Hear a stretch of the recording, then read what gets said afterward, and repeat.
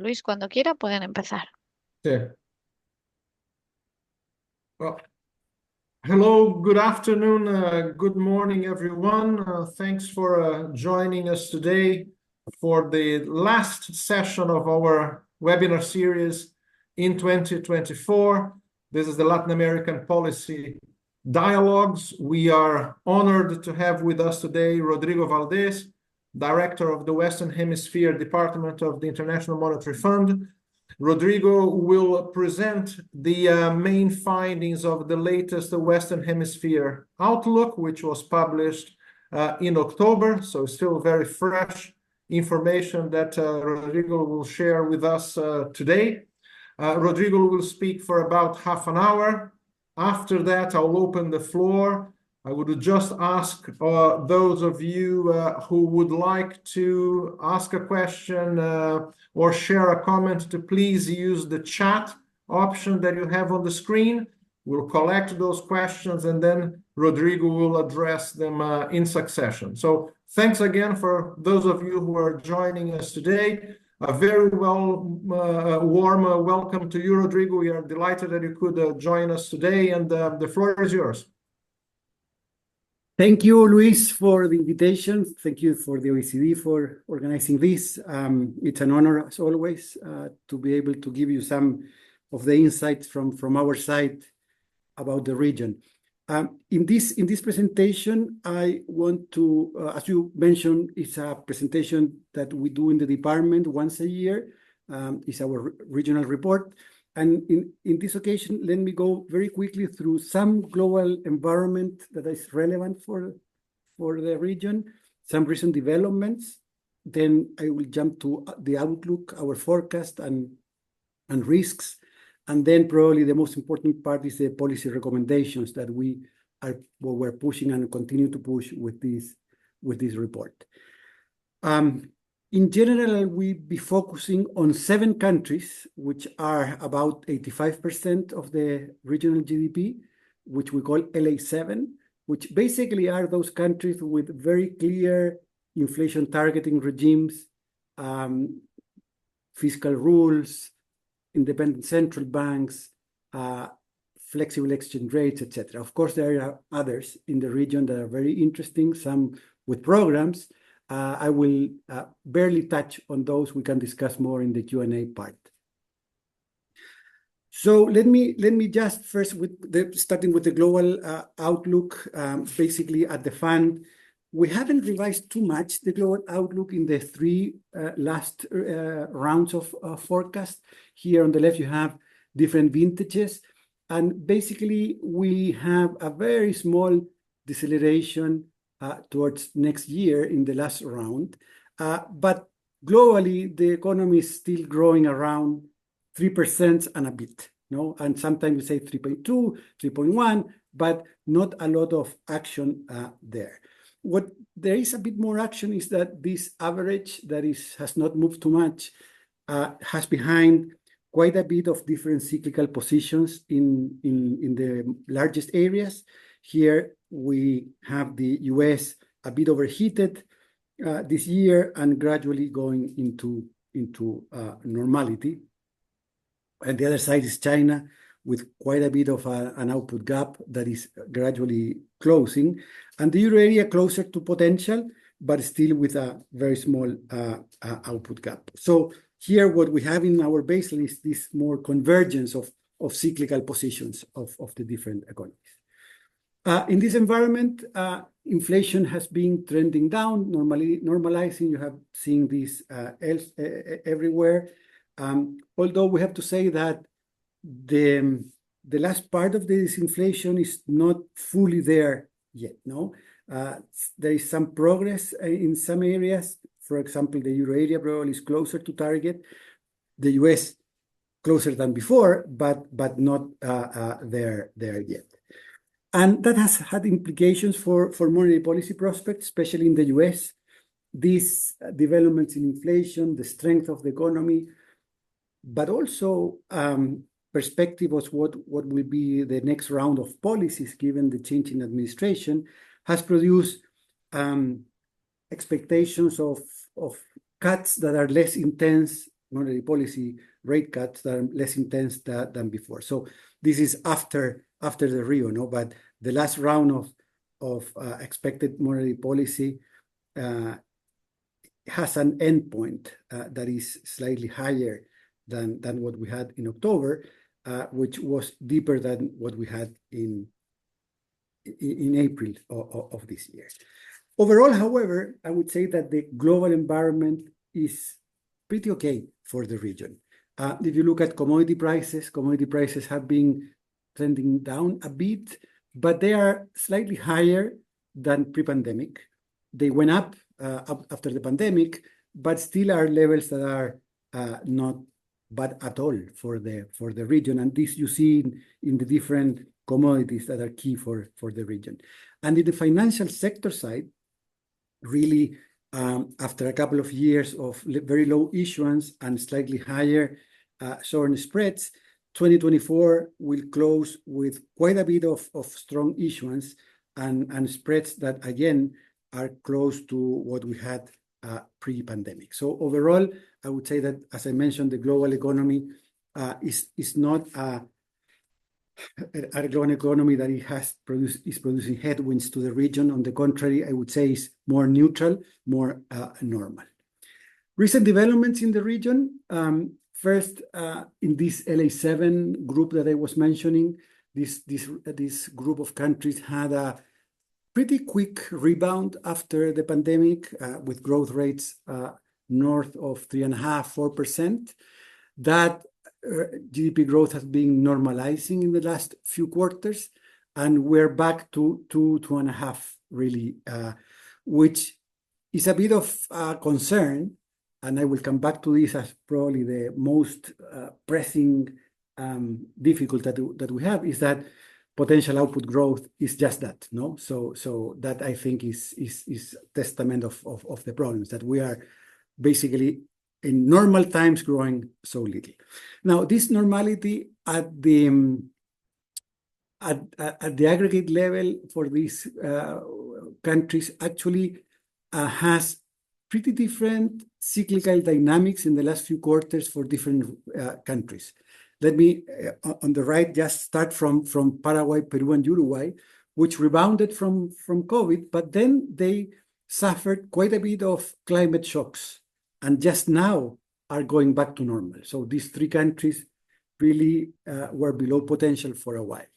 Those dynamics are very different from what happened in Chile and Colombia, which rebounded faster from COVID with massive stimulus, which still is, in Colombia at least, not fully unwound. But macro policies were managed very carefully in the last couple of years, and the economies managed to go back to potential. No? So this overheating that we saw, of course, in inflation, but especially in the current account deficits, sort of normalized. And there is Brazil and Mexico, especially Brazil, looks a bit overheated these days. Mexico less so, but basically they didn't have these swings up in the case of Chile and Colombia and down in the case of the other three throughout the last couple of years. This has been more a gradual normalization. If you look at components of GDP growth, here what you see is that consumption is behaving pretty strongly everywhere. Let me try to move my slides. Yeah. Here I'm separating Mexico because of the investment dynamics, but in consumption, this picture is general. Note that consumption rebounded, but continues to grow a pretty healthy pace. You will see later that the labor market is supportive of this. Investment, in general, rebounded quickly, but in the last almost 4 years already, is pretty flat in the region. There are many reasons behind this, but it's something to look at. No, this is different from what happened in Mexico, which rebounded more gradually, and the last couple of years had a very important investment boom supported by the government, but also private. So Mexico is having some different dynamics on this. In the side of exports, I would say that, of course, nominal exports have been softening gradually in terms of growth rates at least, but basically as a result of price movements, because real exports volumes have been growing first positively and a bit more than global export growth. So the region continues to open, if you want, or to have more exports. Still, are numbers that are not very high in comparison to the past. So there is the question of how much support the region will have from the world economy. By the way, we always receive this question of whether trade has been jeopardized by geopolitical tensions. And if you look at sort of the big picture for the region, there has been some changes in the last few years, with China gaining some importance. But in the most recent period, I would say, and this is very clear on the right, we don't have any sort of taking sides, if you want to put it in a very mechanical way. No, both actually China and the United States are gaining importance for export intensity in the region against the rest of the world. Going back to labor markets, I mentioned before, if you look at unemployment, other than in Chile and to some extent Paraguay, is really below averages, and in some countries pretty below average. No, Brazil continues to have record low unemployment rates, and Colombia still has a very low unemployment for historical standards. And this has produced real wage growth in the last few quarters that is pretty strong for historical standards, and therefore this is supporting the consumption I was mentioning before. Side effect here, productivity has been barely moving in the last 3 years. So unit labor costs are going up. This is part of the story that we have, why the last mile of disinflation has been a bit more complicated than expected.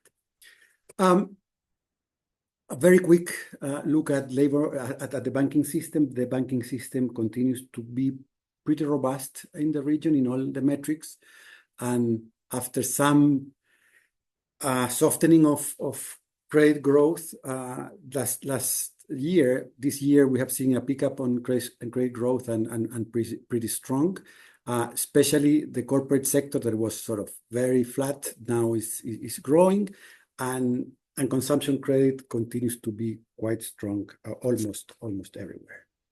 In this environment, inflation has come down, but this is the new definition we have. The last mile, we're changing here the metrics, has been longer than expected. The last mile of disinflation, really, other than in Paraguay, I would say, where inflation is at target already for several quarters. In the rest of the region, we have seen a decline. That's true. Colombia has declined a lot recently. It was a bit late on this, but the other countries have had sort of a rebound. No, they went to target or close to target, and they are not being able to go fully to target. Behind this is what I was mentioning before. Labor markets are being strong, and if you look at the right-hand side chart here, core services continue to run a bit high for what we need in the long run. And also what has happened is that the imported inflation that was super high at the peak of inflation and then very negative when inflation came down, in the last few months has been running positive, really. So we have imported inflation these days, which produces, of course, the big question of how we will get to fully to target in this environment. Okay, that's basically where the macro is. If I can go very quickly to the near-term outlook and risks. Our round of forecast is here. In the second column, you have this group of countries that we call LA7. Here we have growth at 2.4 this year, a bit higher than we expected 6 months ago. And next year, we continue to think about that growth will be around 2%, basically showing this very low potential output growth. The rest of the region, I would say, perhaps interesting to see the Caribbean that has been growing a bit more, even those that are tourism dependent, not only those who export commodities. And Central America growing more than South America. Central America looks at a bit firmer than South America these days. That's something relatively new for me. I used to think that LA7 was stronger than Central America and the Dominican Republic, but really, if you look at inflation, and if you look at several metrics, no, and also growth, you see this. For inflation, we marked up a bit inflation this year to 4.4%, but still we're thinking that inflation will converge to the targets of each central bank for next year. When we poll our desks, so we ask each country team to look at risks, and we try to map this in these charts. What we see in growth that this time around, there are more countries with growth tilted to the downside. This reflects doubts about spikes in commodity prices that could delay monetary policy easing, and this is related to all the geopolitical wars, etc. And also, there is some concerns about, of course, the future of the US, what will happen there. And this also has a counterpart on inflation, where we have a bit more countries tilted to the upside as before. Still is the case that we have a bunch of teams that think that risks are balanced, and that's not that usual. And if you look at sub-regions, here it's interesting to notice the big chunk of countries tilted to the downside in the Caribbean. Here, the basic reason to that is that climate shocks have become a very, very important driver for many countries every year to have negative surprises. In terms of the medium-term outlook, here, and I will come back to that in policies, here is perhaps the biggest concern that we have. If you look at LA7 has 2.5% growth in the past pre-COVID. Right now, it's a bit smaller than that. This compares very, very poorly to other emerging countries in Asia and Europe. And if you compare what happened in the past and will happen in the future in LA7, here I would like to mention two things. One is that we have a contribution from labor that is considerably lower. If you look at the blue blocks here, this part used to give about 1 percentage point of growth every year. That is less than half right now. What is behind that? Basically, we have population growth that is much lower, demographics that are very they peaked already. So now demographics is not adding anything in the future. And after 2030, it will be a negative contribution. And the labor force participation is a bit better. There's a space to this to be even better, especially in women in some countries. But this is a new dynamic that we have in the region. And the second thing that is pretty concerning here is that the contribution of total factor productivity, there is the green block. We're assuming is that it's like about 3/4, while it was 0 in the last 20 years. That to me is a bit of a leap of faith, in part because we don't want to have forecasts that say that the potential growth is 1.5 or less. Also because we see some action, no? But clearly here, it's a very, very important component of what can happen. If that green block is not what is here and is as it was the last 20 years, the region will have quite a bit of troubles. In terms of capital, we assume that capital It has a contribution that's slightly smaller than before. That assumes a very, very slow recovery in the future of investment, but some. We made an exercise in this round of forecast of preparation to have basically investment by sector for all countries. Some countries have this data.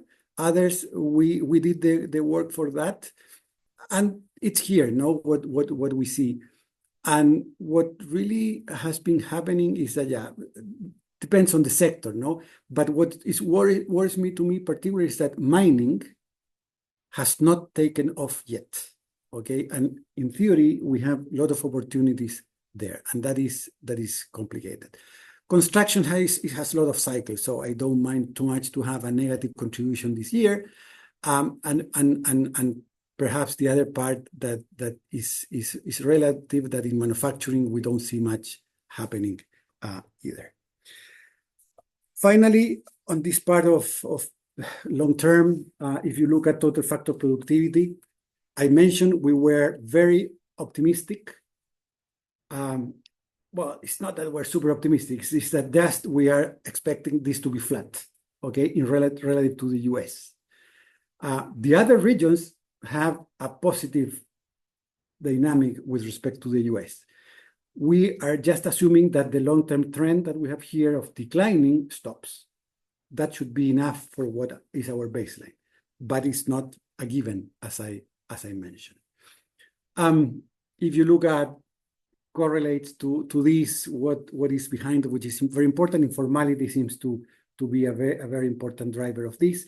And related to informality, there is this right-hand side chart that I find pretty cool, from a previous Rio, which shows that our labor productivity is low, particularly in countries where you have smaller firms. So there is the hypothesis that we have too many small firms in the region, and we're starting an agenda around that, to understand better why they're so small, why they don't grow, etc.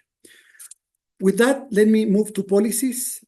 Here in policies, we basically have two big recommendations. One has to do with rebalancing the policy mix. And for that, we need tighter fiscal and looser monetary policy in the region in general. In some countries, this is super clear. Brazil, say, Colombia. Others are more closer to optimal.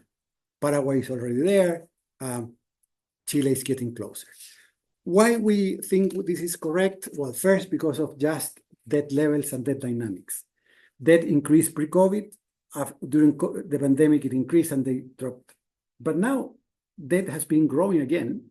And in our baseline, and this in the left, in the middle line, it stays pretty high, north of 55% of GDP, and this is pretty high for the region. And what is more complicated is that this forecast assumes, and this is in the middle chart, this is a bit cumbersome as a chart, but basically shows that we assume a very strong improvement on primary balances in the next 5 years in comparison to the past and in comparison where we are today.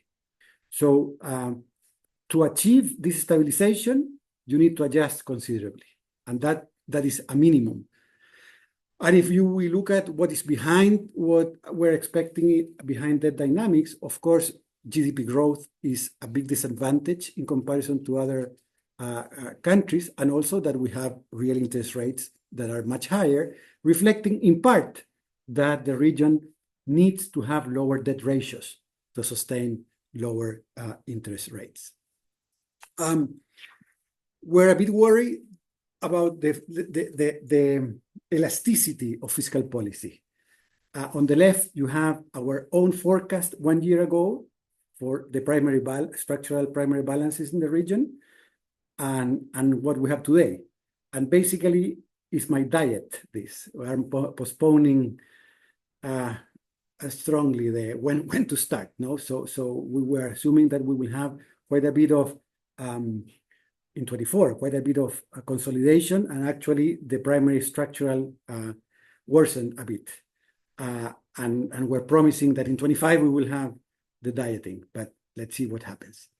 And in the side of fiscal targets, after several years of stability, what we have seen in several countries is that targets are moved around. No, so targets also have become more dynamic or more responsive to the difficulties.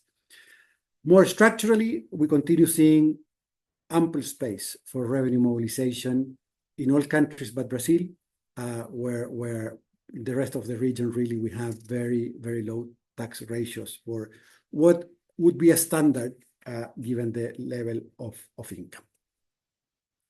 If fiscal behaves, there is the opportunity also for monetary policy to become more normal.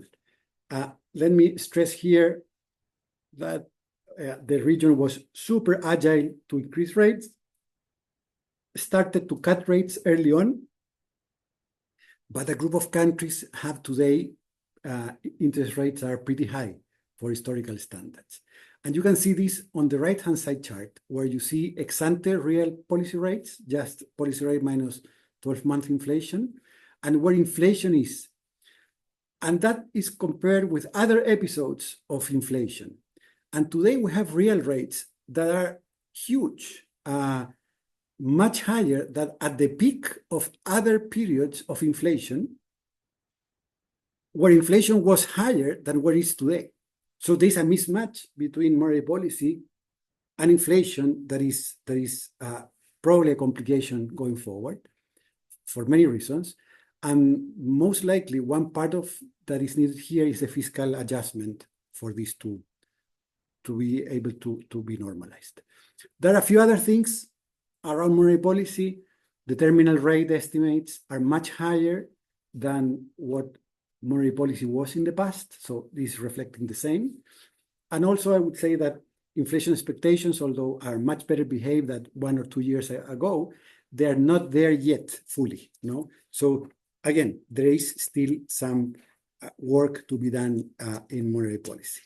There is space to continue the easing insofar as the fiscal plans are delivered and not continue to be postponed, and we don't have more shocks. The second big message is we need structural reforms urgently. If you look around the agenda of structural reforms, there is some interesting things around green energy in several countries, but it's difficult to find other big or relevant agendas. Perhaps the only one was Brazil, and the tax reform, the VAT reform that they produce, and it's being implemented. No, that is a first order reform. In fact, our team marked up potential output growth for Brazil after several years for the first time. In all of the rest of the countries, what we are seeing is more marking down potential output growth or keeping it stable. What to do here? Probably you guys are more experts in the OECD than us. This is just poll that again we did to the different country teams, and here we see a few things. No, governance and government effectiveness is very important. Weak rule of law, corruption. Here I would also add security as a new stamping block in the region. And there's other standard things now around credit markets, product markets, labor markets, etc. Probably you don't have quick gains at large, especially quick gains in countries. So we'll have to work in specifics almost everywhere. The effects of working on this is important. This is basically an application of that work done by the research department at the fund, very similar to what at the OECD you guys do. Basically, what is the gain of different reforms, and if you move to the frontier, a few of our things. And at the end of the day, the effects are large. No, we are far away from the frontier. In some cases, moving away from the frontier, and the effect of improving this is relevant, as you can see in the right hand side chart. We have been also working a bit on the effects of no adaptation versus adaptation with different models and climate, and this could have a very important effect in the medium run, and also the opportunities of AI, although I still think this is very much work in progress. That's it. That's what we have. This is just the main takeaways. I don't want to repeat everything. Perhaps the most important thing is that we have a fiscal challenge that is becoming clearer and clearer in several countries. This was not the case, I would say, 2 years ago or 1.5 years ago, where the exit from the pandemic, the unwinding of those measures was happening, but now we're a bit stuck and with a lot of political difficulties to deliver on fiscal, and this should be very important because it could allow central banks to go faster in the normalization. And the second thing is the issue of structural reforms. We have been toying with you to organize this agenda, and perhaps we would like to have some event in the region, because we think that this is really something that is critical for the future. We could easily enter into a vicious cycle of low growth, social problems, political issues, and even lower growth. So a lot is to be done and discussed around growth. Let me stop here, stop sharing, and open up for discussion. Thank you very much, Rodrigo. Thanks for this overview of how you are seeing the continent. I see a very good alignment of your analysis and how you are seeing the near-term outlook for the region relative to how we see it. We put out our economic outlook a couple of weeks ago, and I think we are. We have projections that are very similar in numbers to the ones you mentioned. I also liked very much your point about the fiscal policy and the state of the public finances in general. We are talking about a region. I always like to think of the best indicator of the public finances in the region, not in percentages of GDP, that in percent of GDP, but that in percent of revenue, given that the revenue ratios in the region are pretty low for the level of debt that Latin America has by comparison with other emerging market economies. No, I think that your call for more action on the public finances is welcome. You mentioned yourself the adverse demographics in the region, so spending pressures that are likely to emerge as a result of demographics cannot be underestimated in a region that has all the difficulties that you described to make sure that growth rates on a potential basis increase from the very low levels that we've seen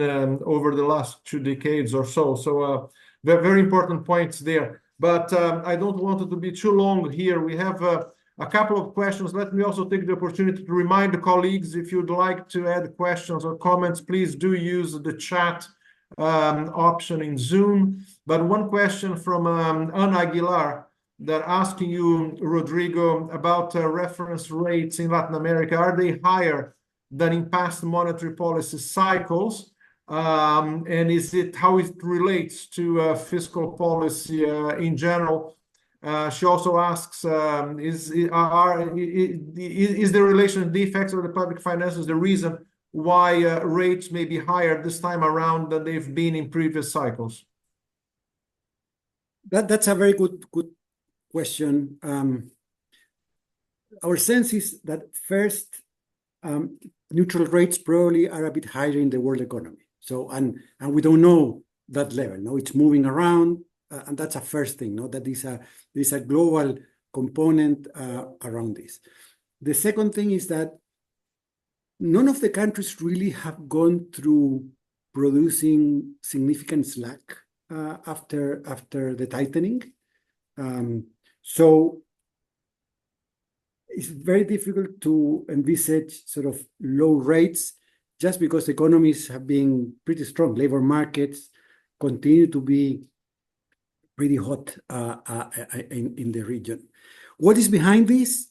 And here I think the fiscal part, it's a good chunk of the story. There are other stories around, but probably fiscal in several countries was very, very large for what we were used to, and produce part of this. Fiscal also has not only sort of the output gap, sort of the dynamics effect, but in some countries is producing unsettled financial markets. No, so you look at inflation expectations of a few countries, and each sort of fiscal announcement that is either negative or not sufficiently strong moves inflation expectations up. Same happens with the exchange rate. Same happens with long-term rates. So there's a connection that we used to manage better before with perhaps more credibility, perhaps there was less jitter in markets, but we see that now in a few of the countries. And the other part on interest rates, I would say, is that it's not just fiscal short run, is that debt is much higher than 10 years ago. So it's not only that the global economy is less supportive in rates, but also the region looks more complicated. And probably if we do the chart that Luis was mentioning, that is debt to revenues, we will not look as good as we look there in comparison to emerging Europe, for example. We will go up. So anyway, that is my reaction, but there are several things around. Perhaps we can move to Alberto's question about the fiscal consolidation. What is your take on why fiscal consolidation is getting delayed in some countries? Is a result of political fragmentation? I would say there is first an issue with entitlements in the region that come from the constitution, from laws. So really, the size or the space for a Ministry of Finance to go to Congress and cut is much smaller than we usually think. Okay, that's my first point. It's much more difficult to cut because many things are given. In some countries, this is first order. No, in Brazil, for example, this is a big issue. A second problem that I see is that a few governments do not believe too much that this is needed, or they don't see the benefits of this. So even if they had the political possibilities to do the adjustment, probably how they see the benefits of this is much more limited. They don't believe that central banks will cut from here. They don't believe they will move much to the financial markets. So I guess part of the convincing of the benefits of this is working in progress. And a third thing is what you mentioned. No? Even if they believe that they should do it, then in a few countries we see that they go to Congress, and this is not that easy. And especially in the revenue side, this is not that easy. So anyway, those are my reaction to this. It's not trivial to solve the fiscal. We see some progress in a few countries, but a lot of work to be done. No, and if you look, for example, Colombia and Mexico and Brazil, in those three countries, I think there's a lot still going on in this aspect. Even Peru has a higher deficit, even Chile, although in those two countries I see a bit more of a consensus about the need of this. Anyway, those are my reactions to this question. I don't know if Luis, if you Very want good. Rodrigo, there is another question here that Ariane Ortiz is asking related to this, the issue of the quality of policy making.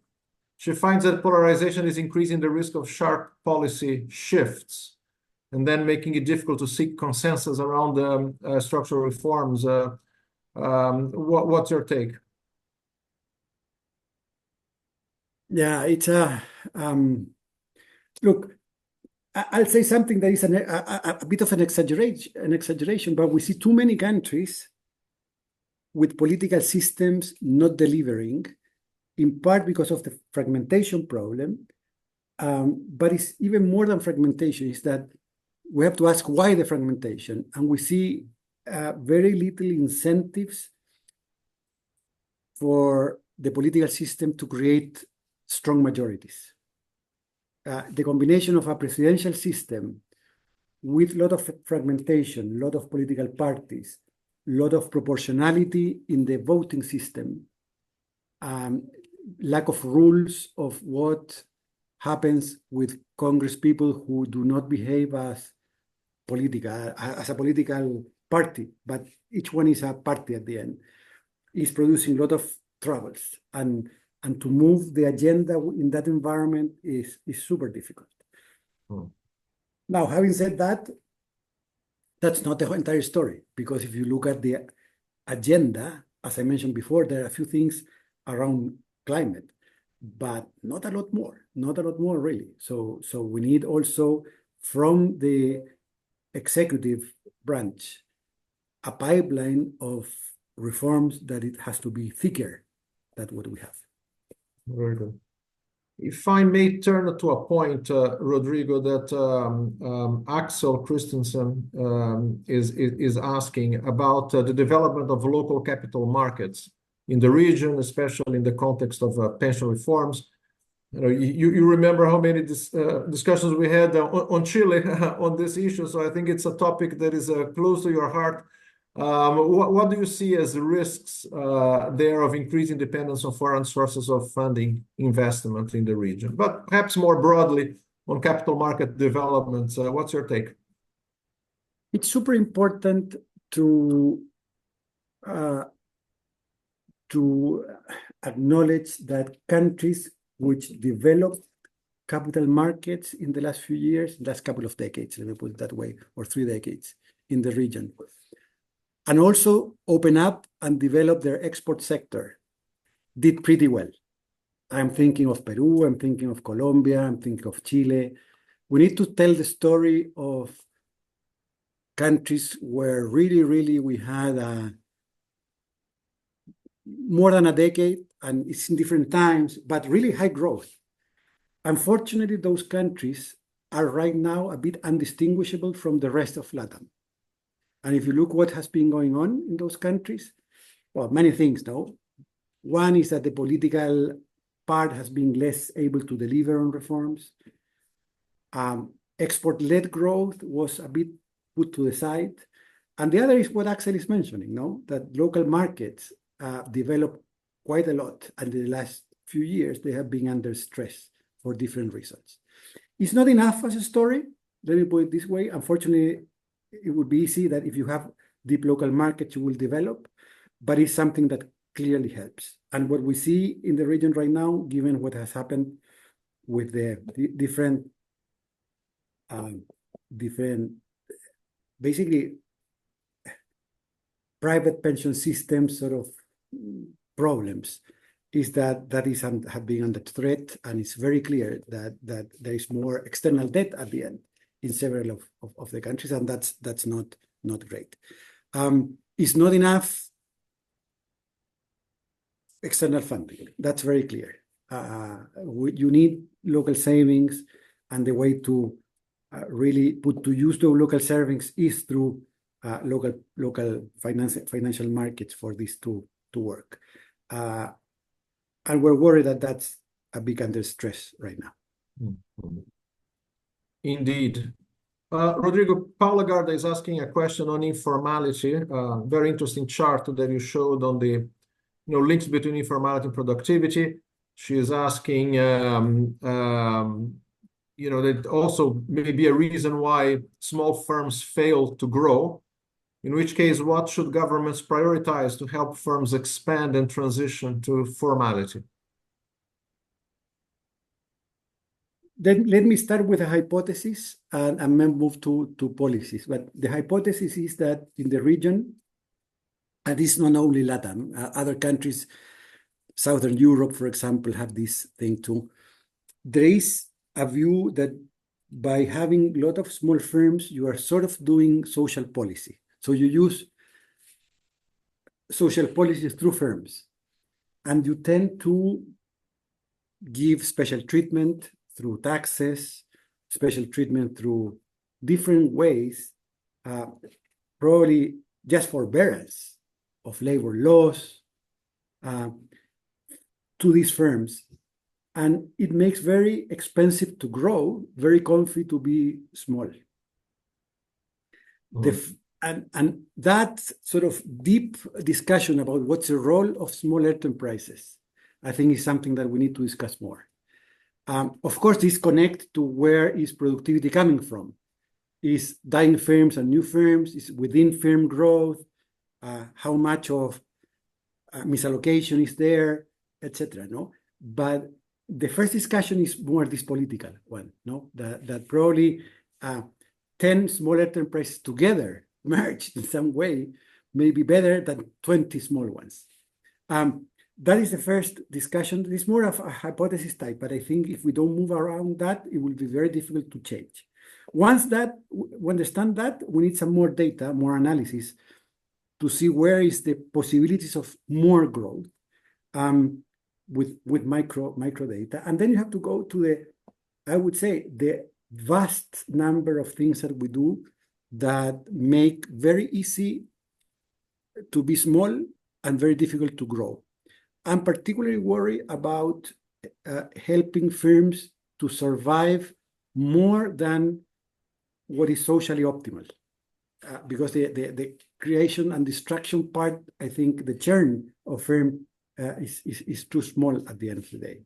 And I can make the case, I don't have the proof, that we don't have enough growth and bigger firms because we have too much resources put in small firms. So how to free those resources is a big question mark. How to make it socially protected, how to make it, I mean, there are several questions, but I think the big topic that we're starting to research, and it would be great to have more, is this one, about the dynamics of smaller firms. Indeed, very, very important challenge there. Rodrigo, Ariane is asking a follow-up question, really. What do you think governments should do or could do in the region to deal with geopolitical risks? She's also following up on issues related to trade fragmentation, the rise in trade restrictions, the possibility of further rises in trade restriction. What's your take on that? Look, there's one part that I think there's the opportunity to have much more intra-regional trade. Clearly, this is not Peru, Chile selling each other avocados. We both produce, no? So it's not trivial what to sell to each other. But there are opportunities in services, and also in particular with Mercosur and the rest. We wrote a chapter in the department a year ago on this, and the discovery there was that the combination between red tape in trade, so difficult to trade in the region, plus lack of infrastructure explained quite a bit of the low intra-trade growth, even controlling for the issue that you have sort of similar baskets at the end that you export. So there is something there that probably is not in the agenda too much, but is how to make intra-regional trade better. The second thing is to be very pragmatic. I think what we have seen around the world is that you need to negotiate, you need to be patient on this. We'll see how it happens with the new administration. The region is readily well prepared given what it produces, no?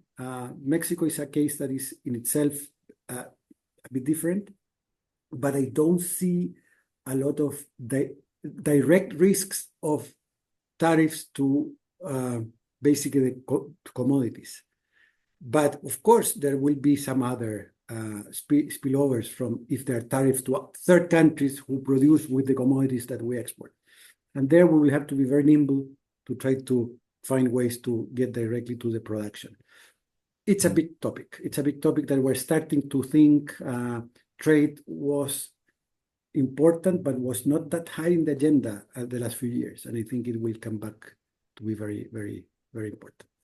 That's true. I mean, indeed, a topic that both of our institutions will be watching closely.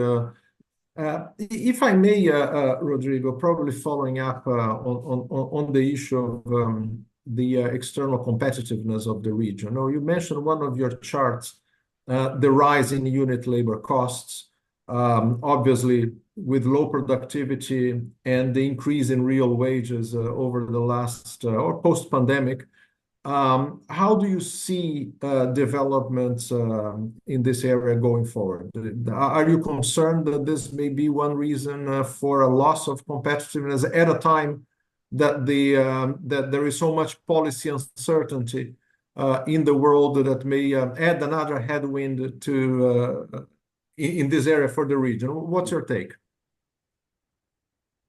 I think it's relevant, but I would not put that in the list of very, very urgent things.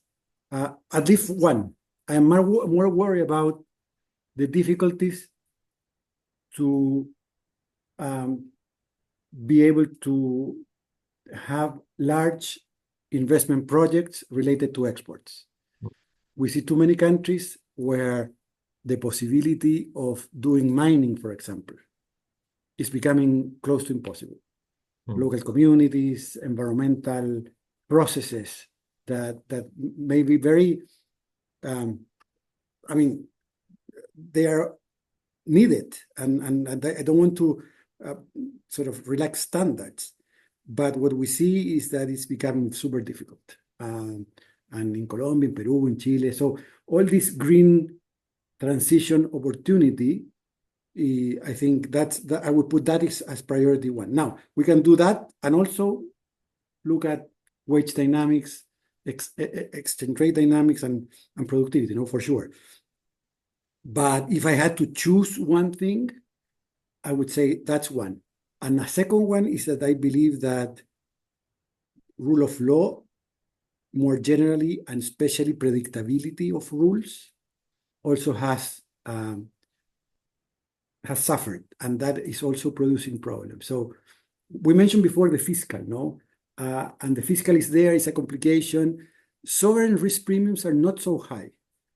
But if we could measure a shadow premium to do business that goes above the sovereign premium, I think that one has escalated significantly for different reasons. No? Some reforms that make things more complicated, but in general, we see a lot of difficulties to bring to the final line relevant projects. Yeah, indeed. You mentioned the case of licensing and permitting. We are seeing in many parts of the world, rising uncertainty, and also countries noting the difficulty associated with it. There is, if not, posing obstacles to investment, at least delaying the implementation of large investment projects, which is so important for the energy transition, and so on. But Rodrigo, time is up. I think you put on the table several topics that would merit more in-depth discussions. Let me take the opportunity already to invite you in the future to come back and develop some of these issues, perhaps for the next edition of the Western Hemisphere Outlook, or hopefully before that. But thank you very much for joining us today. Hope to see you again before too long. Thank you for the invitation, and happy to accept. Next one will be face to face. physically. Absolutely. I look forward to that. Thanks a lot. Okay. And Thank hope to you. see you again. Bye-bye. Bye, Rodrigo. Bye. Thank you. And thanks also to all colleagues who have joined us today. Thank you very much. And let me take the opportunity to wish you all happy holidays and all the best for the new year. Thanks. Same for everybody from here. Bye. Bye.